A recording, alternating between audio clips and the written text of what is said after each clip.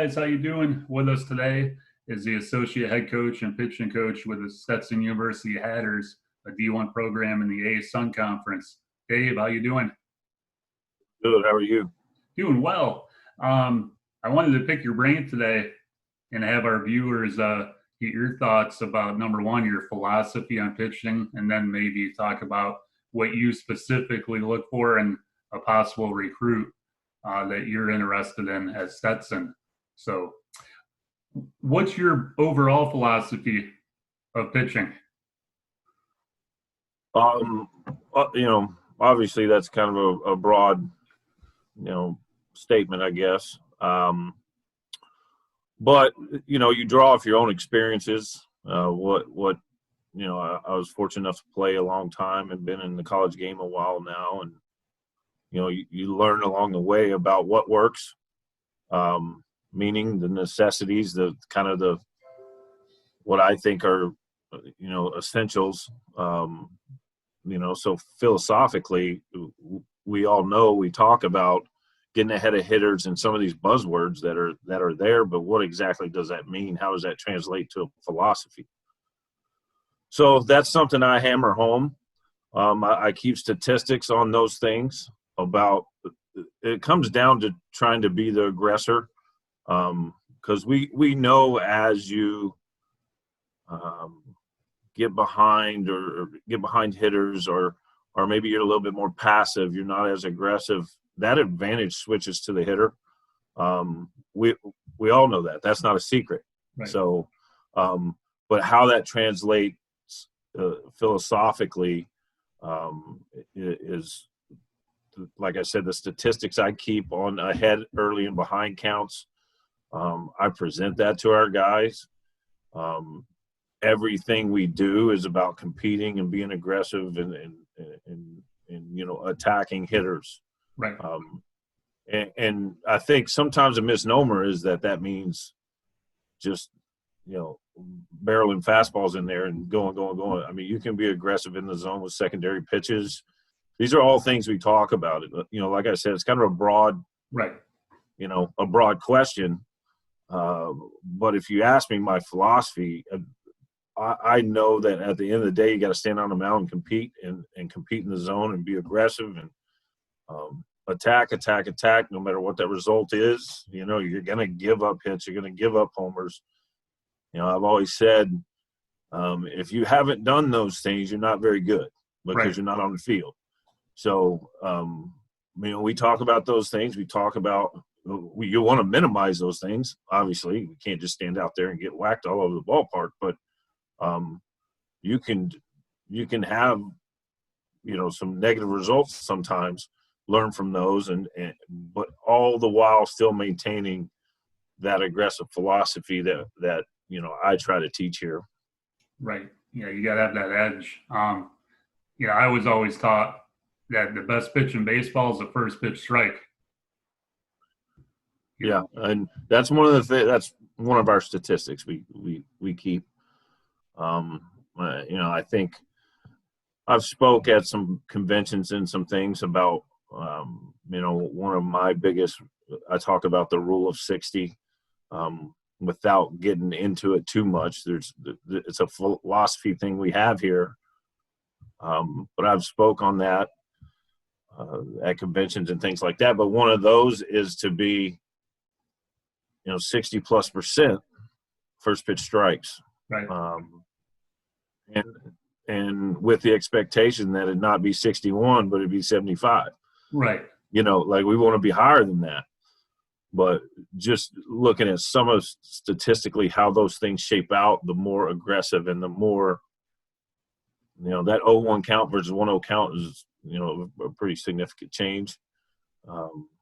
But all the while, they got to understand that those need to be quality strikes. I mean, it's not just, here you go. But right. Anyway, that's something we talk about and, we keep track of is where we're at as far as, first pitch strikes, and that correlation is unbelievable with guys that do that at a higher percentage, and then their success rates is there's a direct correlation between the two.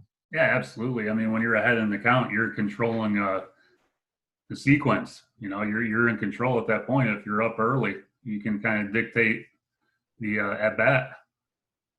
Oh, 100%. Yeah. So here's a question for you. I was asked this last year at the Prospect Select Tournament, and gave my answer. I wanted to see what your thoughts are. I was asked, stuff or command, which one's more important? Well, I mean, it's a no-brainer. Depends on, well, I don't say no-brainer because it depends on who you talk to. Right. But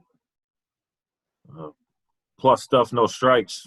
I call it, you got a Cadillac without an engine. You know what I mean? You Right. got something really, really pretty. But, obviously you look for the best combination you can get. The best stuff you can find that can command it and have great feel, that guy is going to be successful.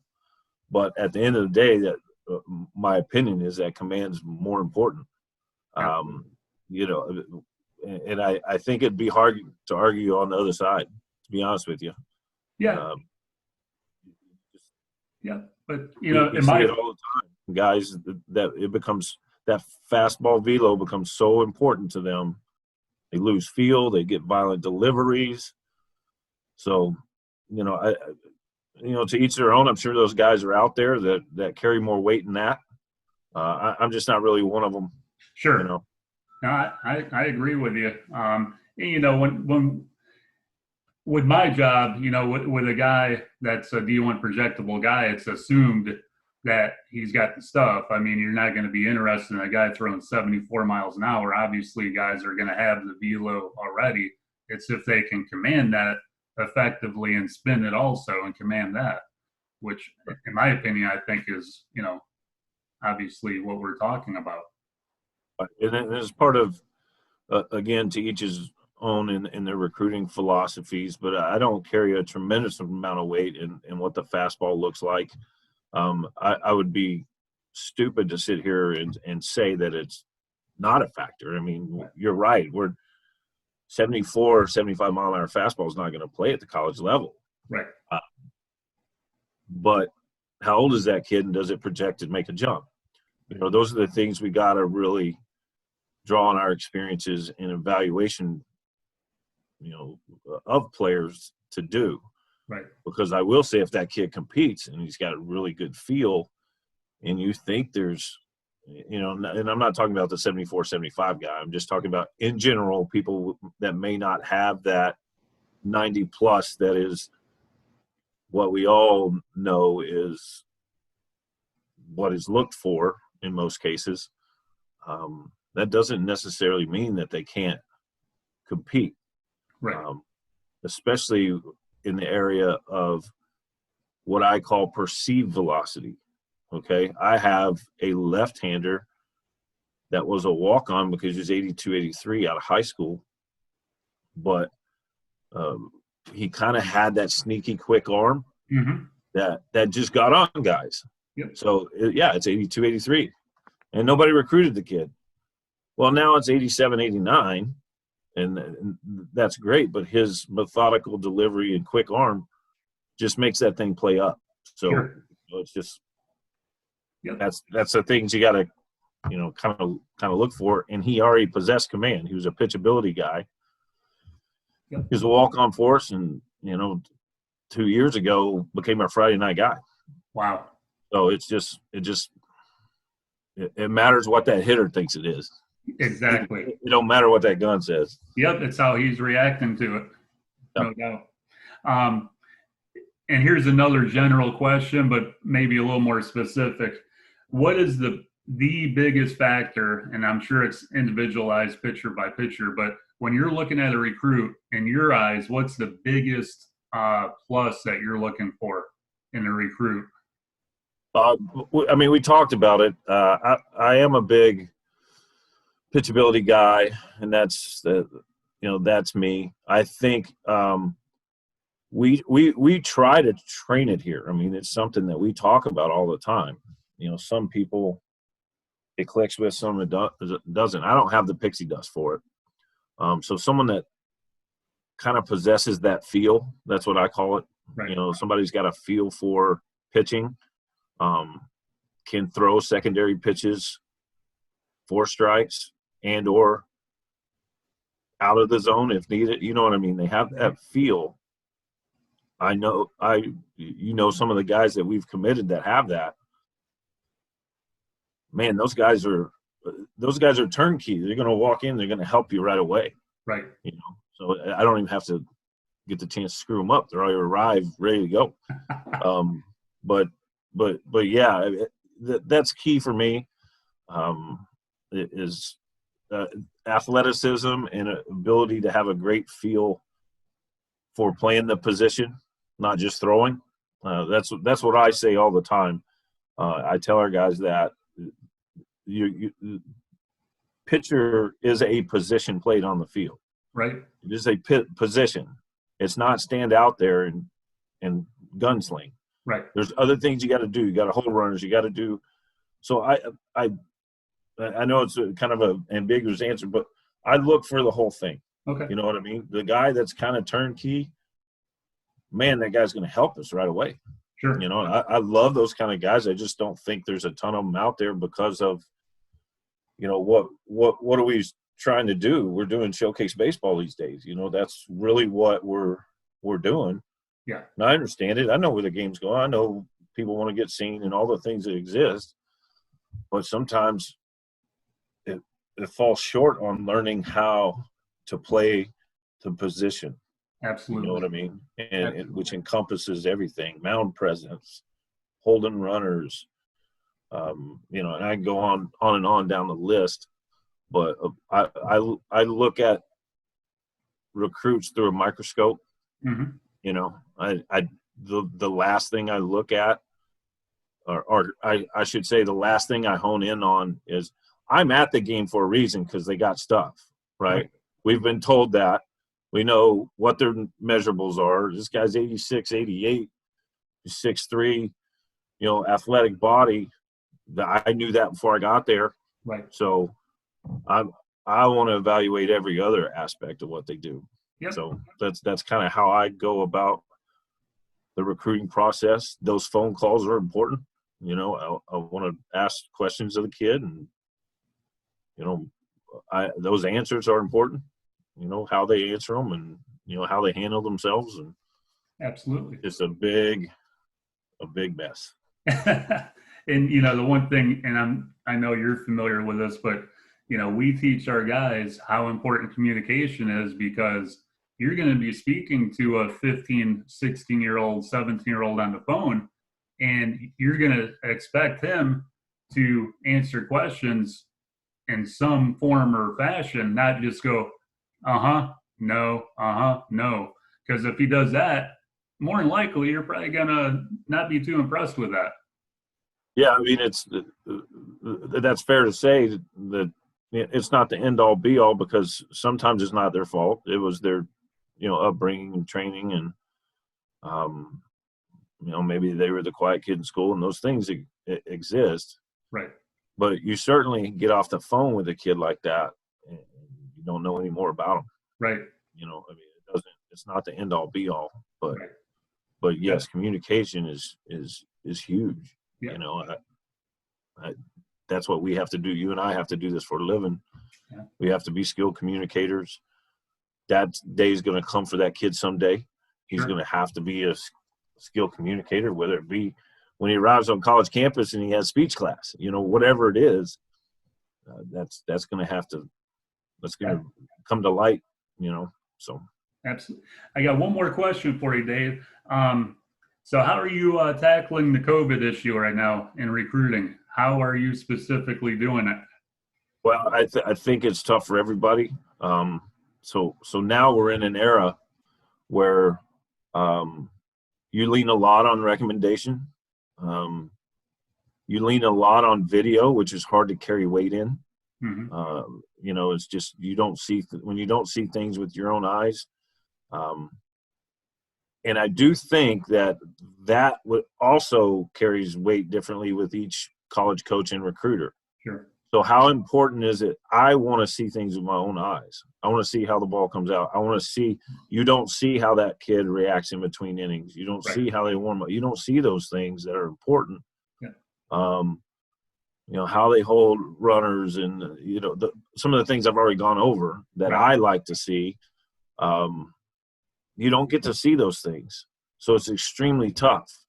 But what we can do is just do what we can in the video arena, and then I've spent more time, talking with their coaches and or people that have recommended them to me, and asking specific questions. And you just really got to deal with people you trust. Right.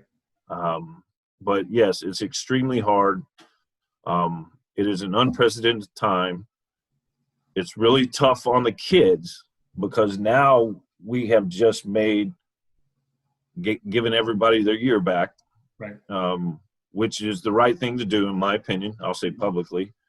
But then each class has just gotten bigger because each player has moved back another year.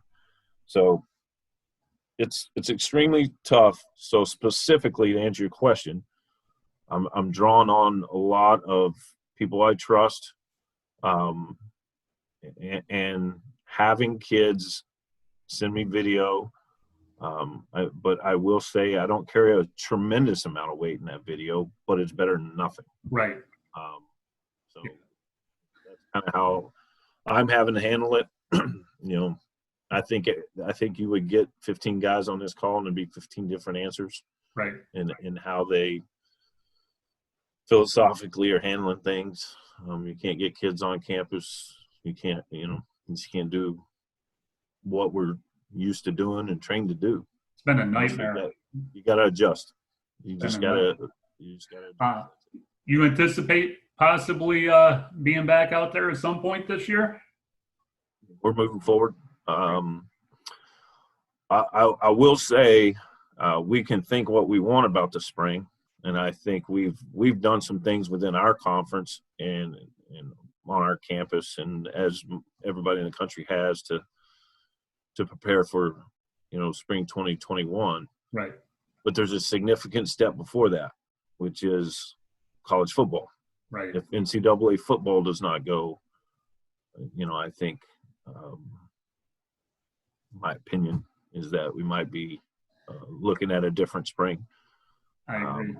So I think we got to get past that hurdle first, which I say we, it doesn't mean me. They don't ask me anything. And they don't care what I have to say about it. So they've got to find a way to make that work across the NCAA landscape. And then, like I said, we've made some adjustments already to spring and scheduling and some things like that to prepare to play in the spring. I do think it's potentially pushed back a little bit.